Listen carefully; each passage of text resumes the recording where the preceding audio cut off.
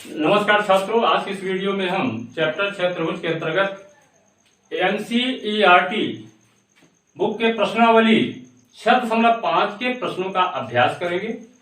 और इसके लिए सबसे पहले हम प्रश्न क्रमांक 1 लेते हैं। प्रश्न क्रमांक 1 को हम पढ़ते हैं, ध्यान से सुनिए। प्रश्न क्रमांक 1 कहता है कि कुछ त्रिभुजों की भुजाएं नीचे दी गई हैं। यहाँ पर कुछ त्रिभुज की भुजाएं दी गई हैं। निर्धारित कीजिए कि इनमें से कौन कौन से त्रिभुज समकोण त्रिभुज है। पता लगाना है कि दिए गए माप से बने त्रिभुजों में कौन सा त्रिभुज समकोण त्रिभुज होगा। इस स्थिति में कर्ण की लंबाई भी लिखिए। यदि वो समकोण त्रिभुज है तो आपको ये बताना है कि कर्ण कौन सा होगा, अर्थात कर्ण की लंबाई क्या होगी। आपने पाइथागोरस प्रमेय का विलोम पढ़ा है, इसको याद रखेंगे आप। पाइथागोरस प्रमेय का विलोम ये कहता है कि यदि किसी त्रिभुज में एक भुजा का वर्ग अन्य दो भुजाओं के वर्गों के योग के बराबर हो तो पहली भुजा के सामने का कोण समकोण होता है, अर्थात वह एक समकोण त्रिभुज होता है। जैसे मान लीजिए ABC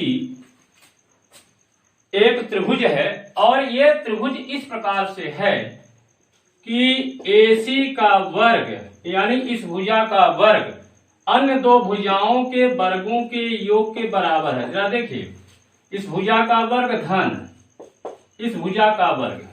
यदि ऐसा है, त्रिभुज की भुजाओं में ये संबंध है, तो निश्चित रूप से जो बड़ी वाली भुजा है इसके सामने का कोण समकोण होगा, अर्थात ये जो त्रिभुज है आपका ABC एक समकोण त्रिभुज होगा। तो इनमें से कौन सा समकोण त्रिभुज है, ये इसकी जांच हम करेंगे पाइथागोरस प्रमेय के विलोम से। तो आइए सबसे पहले हम देखते हैं पहले प्रश्न को। क्या दिया, भुजाओं की लंबाई कितनी दी गई है? 7 सेंटीमीटर, 24 सेंटीमीटर, 25 सेंटीमीटर ये दिया गया है त्रिभुज की भुजाओं की लंबाइयां। हमें क्या चेक करना है? हमें चेक करना है कि एक भुजा का वर्ग अन्य दो भुजाओं के वर्गों के योग के बराबर होता है कि नहीं। तो पहला काम है कि इन भुजाओं का वर्ग निकालें हम। तो यहां पर 7 का वर्ग कितना होगा? 7 से 49 होगा। 24 का वर्ग कितना होगा? 24 में 24 का गुना कर दीजिए, कितना आ जाएगा? 576 आ जाएगा।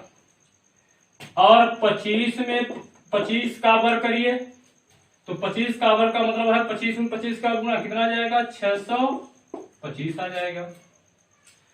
अब यहां पर आपको देखना है, इनमें से दो भुजाओं के वर्गों को जोड़ना है।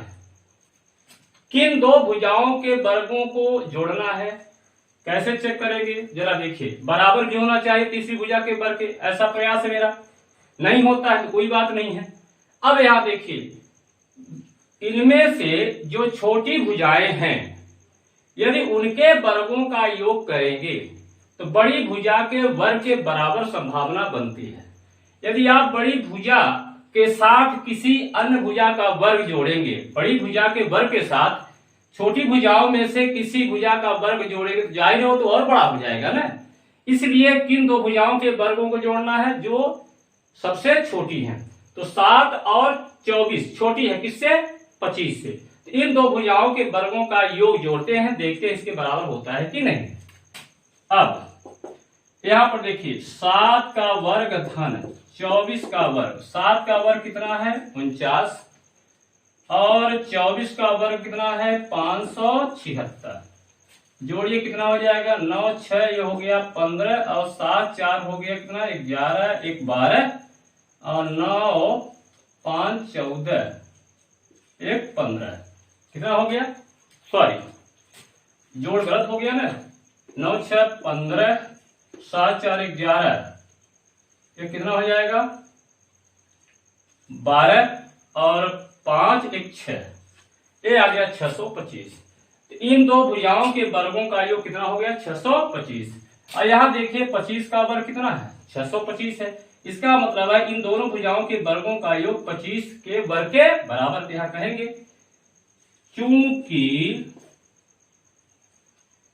25 का वर्ग, चाहे इसको पहले लिखे चाहे उसको बाद लिखे, कोई फर्क नहीं पड़ता है। चूंकि 7 का वर्ग धन 24 का वर्ग बराबर कितना है 25 का वर्ग।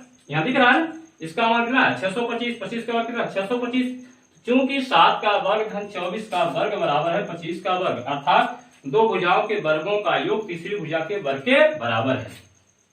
अतः त्रिभुज कैसा होगा, समकोण होगा कि नहीं होगा। अतः कहां से कहेंगे, अतः पाइथागोरस प्रमेय के विलोम से, अतः पाइथागोरस प्रमेय के विलोम से क्या होगा, दिए गए माप का त्रिभुज, दिए गए माप का त्रिभुज एक समकोण त्रिभुज होगा, एक समकोण त्रिभुज है, एक समकोण त्रिभुज है। कौन बताया, पाइथागोरस प्रमेय का विलोम से पता चला कि दिए गए माप का त्रिभुज, ये जो जिस माप का त्रिभुज दिया गया है कैसा होगा, एक समकोण त्रिभुज है। अब साथ में कह रहा है कि कर्ण की लंबाई भी लिखिए। तो कर्ण की लंबाई कौन होती है समकोण त्रिभुज में, 90 अंश के सामने भुजा, या यूं समझ लीजिए कि जो सबसे बड़ी भुजा होती है वो कर्ण होती है। तो इसमें सबसे बड़ी भुजा कौन सी है, देखिए 25। यहां कहेंगे कर्ण की लंबाई, कर्ण की लंबाई बराबर कितना हो जाएगा 25 सेंटीमीटर। तो आपका ये प्रश्न क्रमांक 1 का पहला हुआ। आइए अब हम दूसरे की बात करते हैं। दूसरे में क्या है जरा देखिए, भुजाओं की लंबाई कितनी दी गई है 3 सेंटीमीटर। यहां ध्यान रखिएगा, यहां पर चूंकि मात्रक लिखा हुआ है तो यहां पर यहां मात्रक चूंकि उसी क्रम में चल रहा है तो यहां मात्रक लिखने की आवश्यकता नहीं है, सिर्फ आपको संख्यात्मक मान लेके चलना है। 3 सेंटीमीटर, फिर कितना है 8 सेंटीमीटर और 6 सेंटीमीटर। यानी एक त्रिभुज हमारे पास है जिसकी एक भुजा की लंबाई 3 सेंटीमीटर है, दूसरे भुजा की लंबाई 8 सेंटीमीटर है, तीसरे भुजा की लंबाई 6 सेंटीमीटर है। चेक करना है कि क्या ये त्रिभुज समकोण त्रिभुज है या नहीं।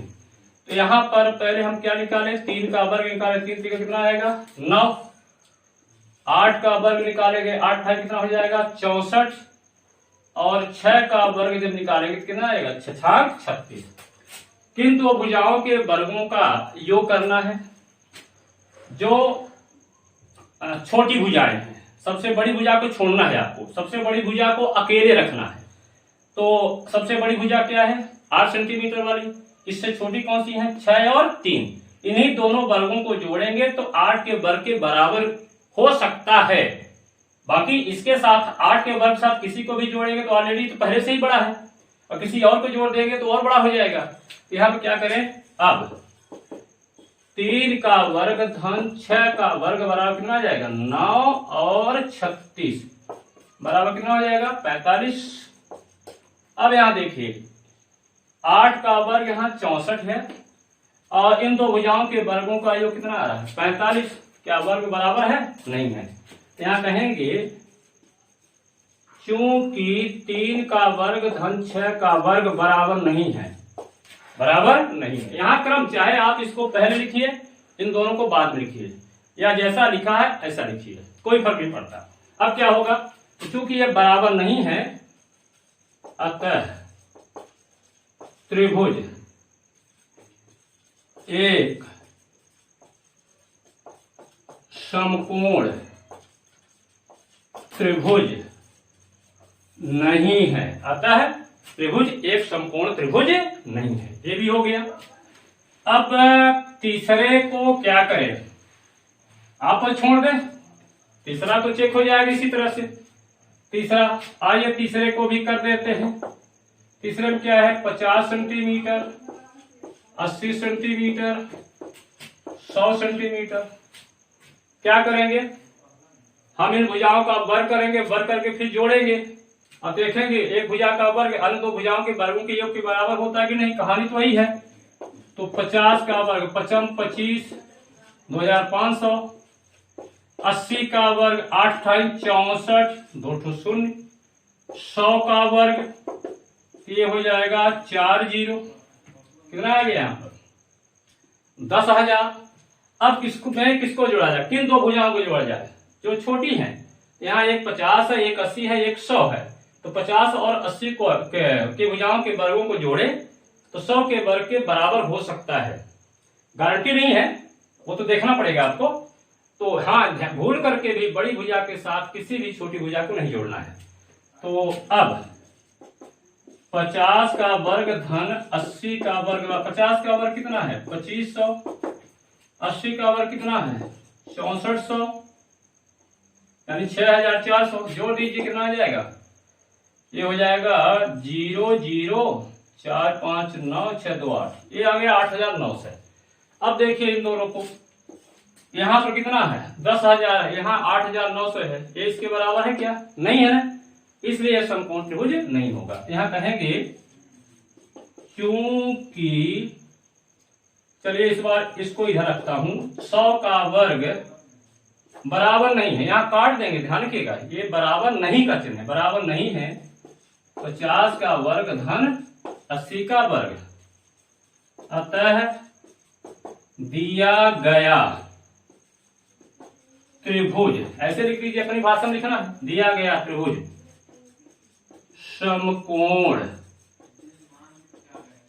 समकोण त्रिभुज नहीं है।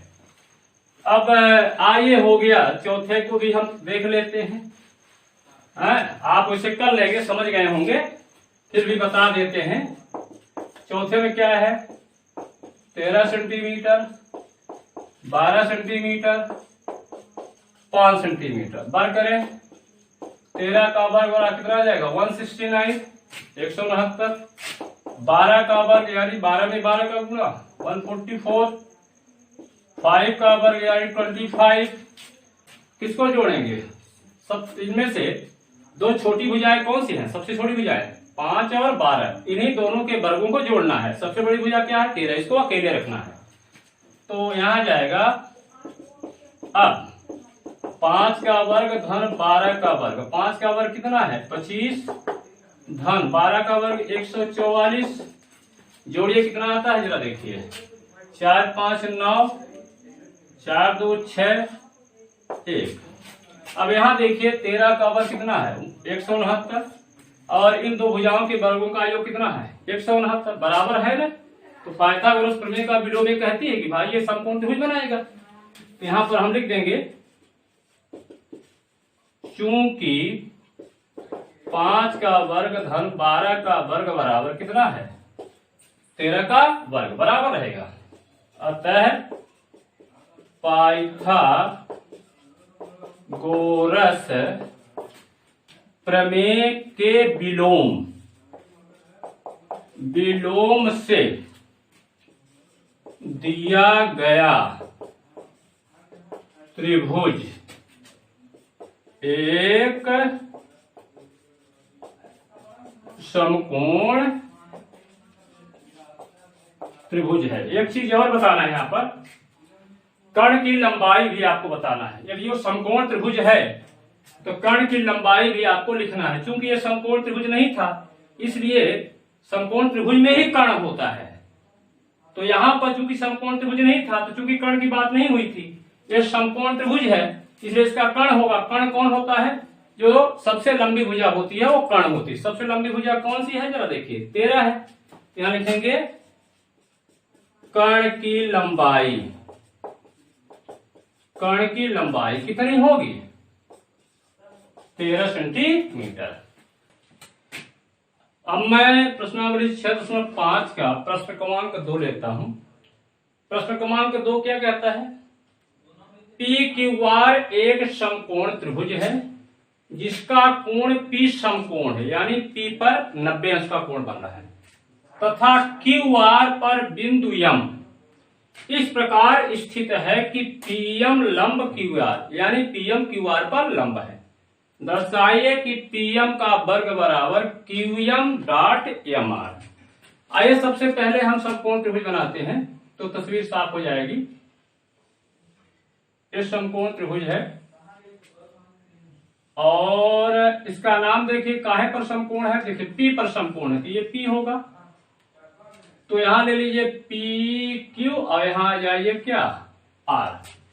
ये 90 अंश का है, ठीक है। अब यहां से जरा देखिए बिंदु यम है कहां पर, क्यू आर। क्यू आर क्या होगा, कर्ण होगा। यहां पर बिंदु यम इस प्रकार स्थित है कि पीएम क्यू आर पर लंब है, यानी कुल मिलाकर यहां से एक लंब डालना है। इस लंब का नाम क्या है, पीएम। तो पीएम लंब है, तो जब लंब है तो ये 90 अंश का होगा और ये भी कितने का होगा, 90 अंश का होगा।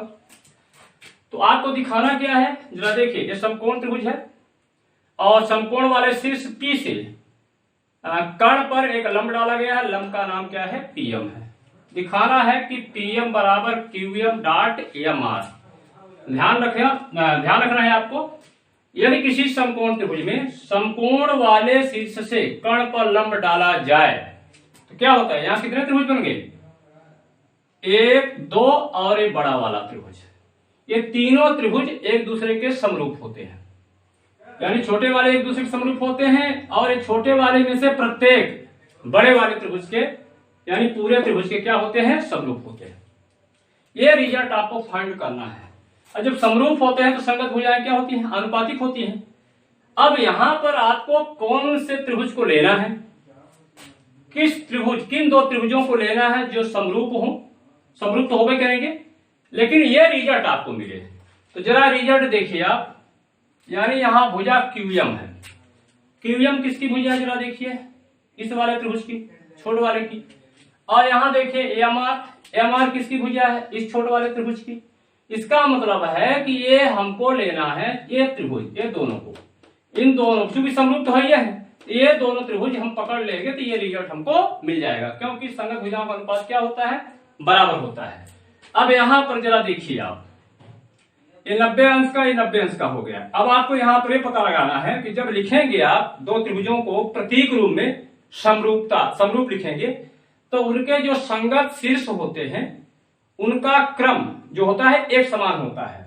यानी एक त्रिभुज का जो संगत शीर्ष होगा उसके स्थान पर दूसरे त्रिभुज को लिखेंगे तो उसके स्थान पर दूसरे त्रिभुज का संगत शीर्ष ही आएगा।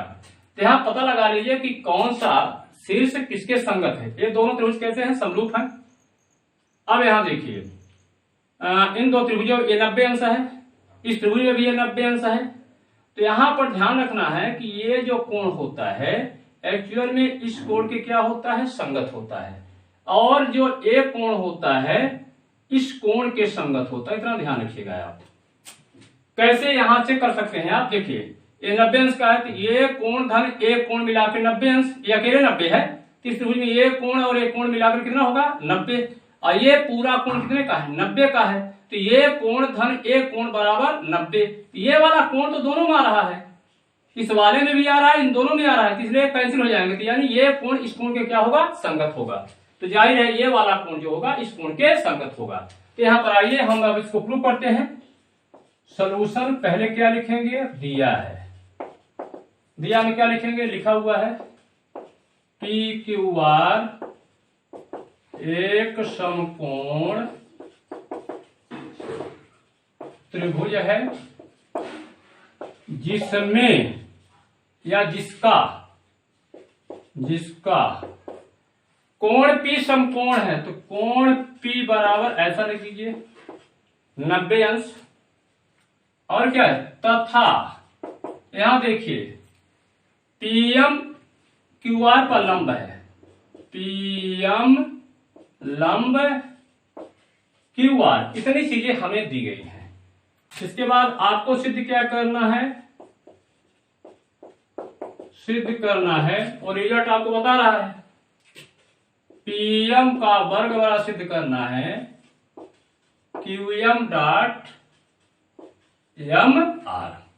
अब आएगी रचना, तो रचना की जरूरत नहीं है, जितना साधन दिया हुआ है पर्याप्त है। उपपत्ति में आपको एक तर्क देना है प्रमेय 6.7 का। चूंकि त्रिभुज PQR एक समकोण त्रिभुज है, एक समकोण त्रिभुज है तथा PM समकोण वाले शीर्ष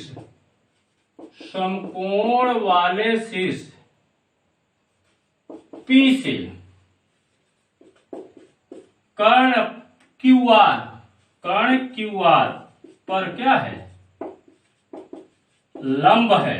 एक प्रमेय 6.7 का सारांश है। चूंकि त्रिभुज PQR एक समकोण त्रिभुज है तथा PM समकोण वाले शीर्ष P से कर्ण QR पर लंब है, अतः ये दोनों त्रिभुज कैसे होंगे, समरूप होंगे। अतः त्रिभुज। अब इस त्रिभुज का नामकरण कैसे लिया जाए? इस त्रिभुज का नामकरण करने के लिए तो आप स्वतंत्र है, किसी भी क्रम में ले सकते हैं। समकोण त्रिभुज को आपको बीच में रखना है सुविधा के लिए। तो क्या जाएगा, PMQ ले लें, त्रिभुज PMQ। अब यहां पर ध्यान रखना है आपको कि जब हम समरूप त्रिभुजों को प्रतीक रूप लिखते हैं तो संगत शीर्षों का क्रम एक समान होना चाहिए। P के संगत, जरा देखिए इस त्रिभुज में ये जो P शीर्ष है उसका कोण A है, ये कोण इसके संगत है। तो हमको स्टार्ट P के स्थान क्या होना चाहिए, R होना चाहिए। तो हो जाएगा R। इसके बाद बीच में 90 अंश का है M, तो यहां पर M ले लीजिए। अब इसके बाद तीसरा शीर्ष लेना है, तो तीसरे शीर्ष में क्या बचेगा इस त्रिभुज के लिए, यही बन बचेगा, तो सीधे लिख दीजिए, बस हो गया काम आपका। तो ये दोनों त्रिभुज कैसे हैं, समरूप है। अब जब समरूप त्रिभुज है तो संगत भुजाएं क्या होती है, आनुपातिक होती है। देखिए इन दोनों त्रिभुजों में संगत भुजाएं 3 होती हैं, 3 में हमको 2 ही लेना है ना, तो किसको नहीं लेना है। देखिए जो भुजा ना हो, देखिए PM 2 बार आया है तो PM यूज हुआ है, AMR है और क्या है, QM है, यानी ये वाली भुजा यूज नहीं हो रही है, तो इसलिए हम इनको नहीं लेंगे, ठीक है ना। तो यहां पर अब संगत कौन सी भुजा होगी, जरा देखिए। जब यदि आपने इसको ठीक से लिख दिया है तो संगत भुजा कौन होगी, बड़ा आराम है, PM भुजा संगत होगी RM कहिए, AMR कहिए, जैसे भी सुविधा हो आपको। MQ MP भुजा के संगत होगी और PQ भुजा RP भुजा के संगत होगी। समझ में आ गया। तो यहां पर अब आपको कौन सा लेना जाएगा, PM। इस त्रिभुज की भुजाओं को मैं ऊपर रखूंगा, इस त्रिभुज की भुजा को नीचे। तो PM बटे क्या हो जाएगा, PM बटे PM, सॉरी हाँ ठीक है, PM इस कोण के सामने की भुजा है PM, इस त्रिभुज में इस कोण के सामने की भुजा है PM। तो यह कोण किसके संगत है, जरा देखिए, इस त्रिभुज इस कोण के संगत है, इसके सामने की भुजा ये है। तो जब इस कोण के सामने की भुजा A है और इस कोण के सामने की भुजा A है, तो ये दोनों क्या होंगे, संगत होंगे। PM बटे क्या ले लेंगे आप, AMR RM जो भी है वो देखिए, AMR क्रम रखेंगे, AMR।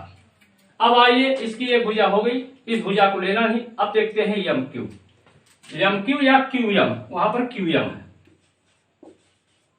QM का अनुपात इस भुजा के QM, एक भुजा इस त्रिभुज के किस भुजा के संगत होगी। अब जरा देखिए, एक भुजा जो है इस कोण के सामने है, तो इस कोण एक कोण इस कोण के बराबर है, तो इसके सामने की भुजा क्या है, PM है, तो ये वाली भुजा आएगी PM के, तो ये हो जाएगा क्या, PM। तो यहां पर कारण क्या देंगे, कारण बता दीजिए। समरूप त्रिभुजों की संगत भुजाएं, समरूप त्रिभुजों की संगत भुजाएं क्या होती हैं, समानुपाती होती है, समानुपाती होती है। अब इसमें तिरछा गुणा कर लीजिए, तो तिरछा गुणा कर देंगे तो यह जाएगा PM का वर्ग बराबर, जो रिजल्ट वो है क्रम में देखिए, QM डॉट MR, यहां भी है MR, यहां लिख सकते हैं, यही सिद्ध करना था या इति सिद्धम। इस प्रकार से प्रश्न क्रमांक 2 आपका हल होता है।